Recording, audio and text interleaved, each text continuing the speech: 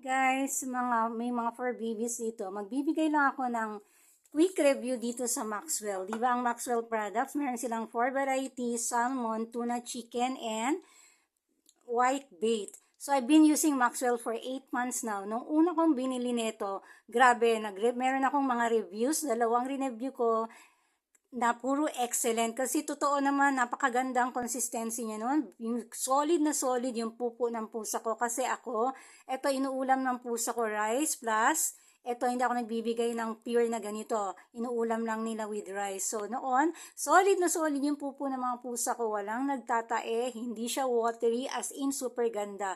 Pero for more than a month na, napansin ko nag-iba yung consistency ng Maxwell. Pag binuksan ko, parang naging watery na siya. Kasi dati, pag binuksan mo to, siksik na siksik. Ngayon, maririnig yung shake ko Ayan, di ba? Naririnig nyo, meron na siyang spacing kasi marami na siyang water. And the worst is, nag-iba na yung pupo ng mga pusa ko. Yung dalawang pusa ko, nagkaroon ng diarrhea, nagtatae. So, ang ginawa ko, for every week kasi bumibili ako ng 6 na cans. So, ginawa ko, this week, bumili ulit ako ng 6.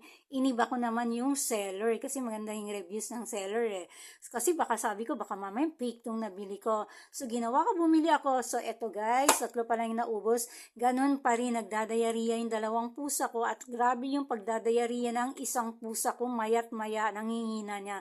So, I stop it. Yung 3 pusa ko, napapaubos ko na lang to sa 3 pusa ko. Pero yung consistency ng pupo talaga nila is hindi na siya solid talaga, talagang malambot na.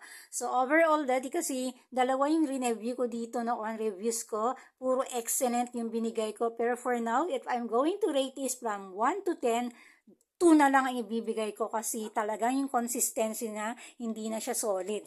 Ayan, naririnig nyo, ang dami na niyang tubig. So, nag-iba siya. Nag-iba na yung quality. Ang mga pusa ko, nagtatae na. For now, this will be my last na bibili ng Maxwell cat food kasi magdadayariya. Ang pansinin niyo yung mga cats nyo kung magdadayariya sila kasi for me, grabe na ang pagpupupo ng dalawang pusa ko. Hindi maganda pag once na nagdayariya mga pusa nyo, stop nyo na. Buti yung pusa kong 3, okay pa ng konti pero talagang hindi solid yung pupo nila. So this will be my last purchase ng Maxwell kasi hindi na talaga maganda ang quality and consistency ng Maxwell. Sad to say, yung excellent ko ngayon, very, very poor na.